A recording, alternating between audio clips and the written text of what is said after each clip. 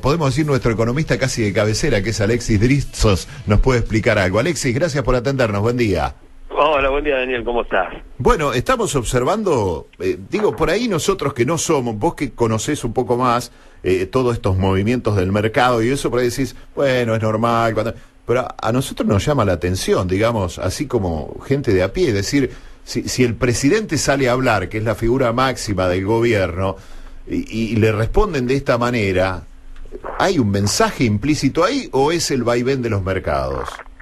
No, mirá, yo creo que es muy claro lo que está sucediendo en el sentido de que hay una crisis de confianza, el mismo gobierno se da cuenta de esto y a partir de esa crisis de confianza, equivocadamente, ante los hechos consumados podemos inferir que fue equivocado, se jugaron la carta de poner a la persona que creían con mayor credibilidad de todas, que era el presidente, a exponer lo que quizás en otro contexto tendría que hacer un ministro. Entonces estás usando de fusible al presidente, cosa que no me parece muy sensata, y que me llama a la reflexión, y debería llamar a la reflexión si no es necesario un recambio de figuras, porque vos no podés estar jugando la imagen presidencial en un momento así y con información de este tipo. Lo que yo creo que es subyacente es la falta de confianza y de credibilidad que están mostrando los mercados hacia el gobierno, o sea, no, y los particulares, las personas de a pie están manifestando lo mismo, y creo que ahí es donde está el punto esencial y el punto de partida que hay que trabajar. ¿Cómo se reconstruye en este contexto la confianza en el gobierno, no? Cuando el gobierno decide vender ayer, por ejemplo, 300 millones de dólares, ¿quién compra esos 300 millones de dólares? Y bueno, hay un sector financiero, hay gente con cierto nivel económico que puede hacerlo, hay empresas que atesoran para poder cubrirse eventualmente ante la inflación, y 300 millones de dólares, que para nosotros, las personas de a pie, es mucho dinero. Vos pensás que normalmente, creo que en un promedio se estaban negociando alrededor de 1.000 millones, en promedio en general, o sea, 300 millones es un 30% de ese mercado que se mueve todos los días, con lo cual está esparcido. Hay, obviamente, el asalariado común y corriente no va a tener una incidencia muy grande, va a estar muy atomizado aquel que puede comprar. Pero va a haber otro tipo de, por ejemplo, empresarios, pequeños empresarios que se cubren, porque claro, cuando hay una corrida de este tipo y hay una inflación galopante, empiezan a suceder medidas de defensa del valor de los recursos propios, y entre ellos siempre ha sido, lamentablemente en nuestra historia, el resguardo de valor ha sido el dólar. Es una de las deudas pendientes que tenemos. Nosotros no tenemos moneda, históricamente no tenemos moneda, y esto nos hace más vulnerables que otras economías en las cuales una devaluación pasa más desapercibida, porque la mentalidad de la sociedad en general y del circuito empresarial está en la moneda propia y no en una moneda extranjera. En nuestro caso, con la historia de hiperinflaciones que hemos tenido, nuestra cabeza está muy dolarizada, y eso en estos contextos nos juega muy en contra, claramente, ¿no? Jugar fuerte y hacer que el dólar baje de golpe y provocar una pérdida grande en mucha gente que apostó al dólar alto. Ahora, ¿cómo se hace eso? Bueno, el tema, acá hay un tema que es interesante lo que estás planteando. O sea, vos tenés, el Banco Central juega un rol clave en mantener el tipo de cambio de acuerdo a la política que utiliza. Lo que están diciendo algunos economistas, con cierto criterio, pero hay que analizarlo en mayor profundidad, es que si el Banco Central tiene las manos libres para poder usar las reservas, para poder ejercer la venta de dólares masiva, como para hacer que el dólar baje y haya alguna pérdida temporal en los jugadores que están apostando a la suba permanente, es ahí en donde se podría revertir esta situación. Pero acá tenés dos inconvenientes. El primer inconveniente es que con el fondo acordaron no usar reservas para jugar de esa manera en el mercado cambiario. Entonces, porque corres el riesgo de quemar muchas reservas que después no recuperás. Claro. Y en segundo lugar, que hay inconsistencias en el programa económico en general, porque vos tenés que, uno de los grandes problemas que generó la política que está aplicando el gobierno actual, es que no genera dólares genuinos en la economía. O sea, nosotros tenemos un déficit comercial muy fuerte, importamos más de lo que exportamos, teníamos un déficit de gastos turísticos en el exterior, y entonces lo que nos queda es un saldo negativo, no generamos dólares suficientes y por eso recurrimos a endeudamiento. Ahora, el gobierno tiene que tener o poner en marcha primero, también en paralelo y rápido, medidas que hagan que ingresen más dólares. Una de las cuales es exigirle a los exportadores la liquidación de sus exportaciones en 30 días.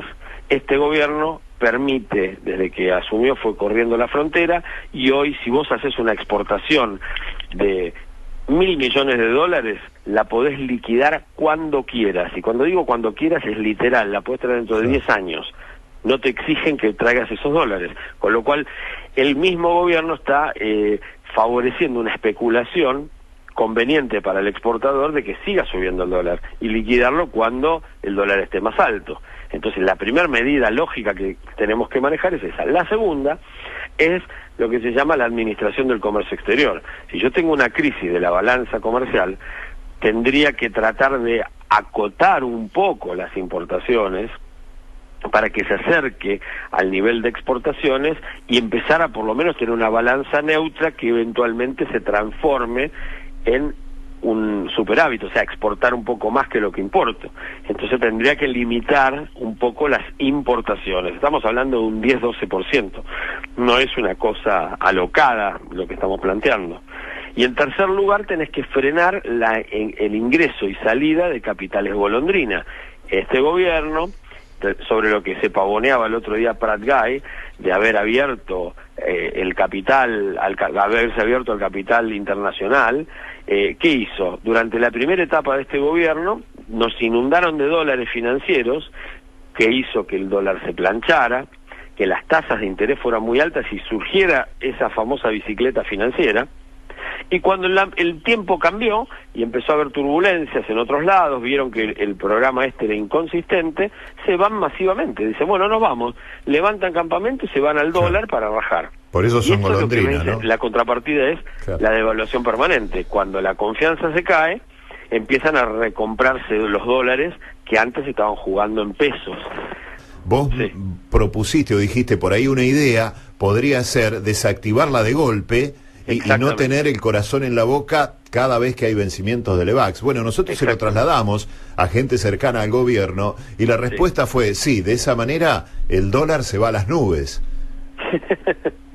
Yo creo que es al revés, o sea, creo que el hacerlo de manera gradual quedan boyando en las decisiones y se estira todo el proceso decisorio de qué hace aquel que tiene las LEVAX cuando la LEVAX deja de ser una opción y está como una zona gris en donde no se sabe para dónde va. Yo creo que hay que hacer un plan financiero de cómo manejar toda la problemática de endeudamiento y resolverla de una.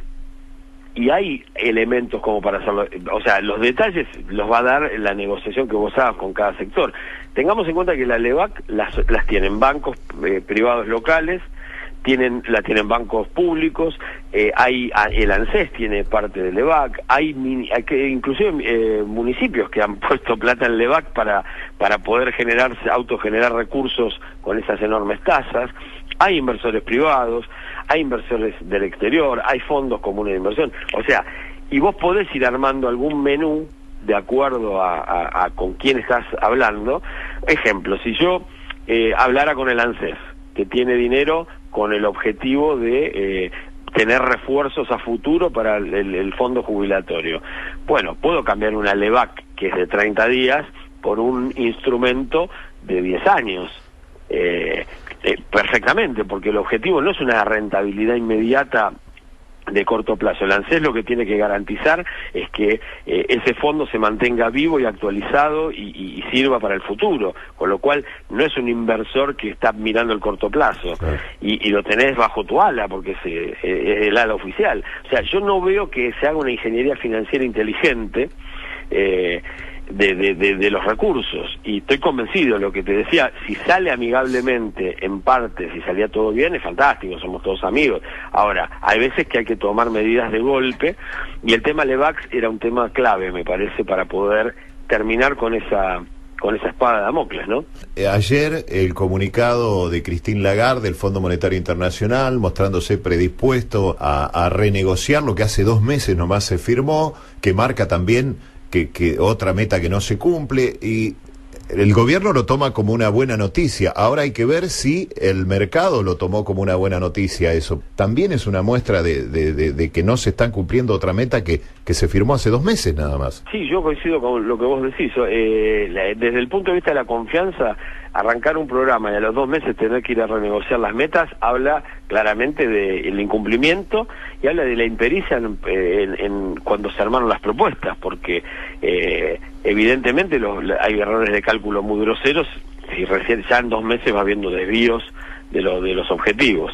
El tema es que ya estamos muy metidos en una dinámica bastante perversa, que a mí es lo que me preocupa, ¿no? Hoy dependemos muchísimo de salir de esta volatilidad del Fondo Monetario Internacional y de la voluntad que tenga de auxiliar financieramente para salir de este escollo. Pero el tema subyacente, o sea, por ahí te blindan con dinero. Dicen, bueno, está bien, le vamos a dar, le renegociamos las metas, en el mejor escenario aceptamos que miramos para otro lado hasta que acomoden las cosas, acá tienen más plata. Ahora, el tema es, nosotros como argentinos, el gobierno con el comando de la economía en la mano, ¿está en condiciones de tomar medidas como para aprovechar esa oportunidad y empezar a corregir estructuralmente la problemática que lleva a esto? Y ahí es donde surge la duda. Yo creo que no, que es las primeras medidas que yo te comenté, que son la de administrar el comercio exterior, exigir la liquidación de exportaciones inmediatamente y poner un límite a la movida de capitales financieros, son 3 elementos centrales para arrancar a generar dólares genuinos. Y eso es lo que vos necesitas que entren dólares genuinos. Punto número 1. Si el gobierno no toma estas medidas, y si encima parte de los acuerdos que firma con el Fondo Monetario le restan herramientas de política económica, es un problema serio. Por lo tanto, esa es mi gran duda. Yo sí creo, veo que el fondo, ojalá que el fondo le dé un cierto auxilio, pero en paralelo el gobierno tiene que cambiar su estrategia.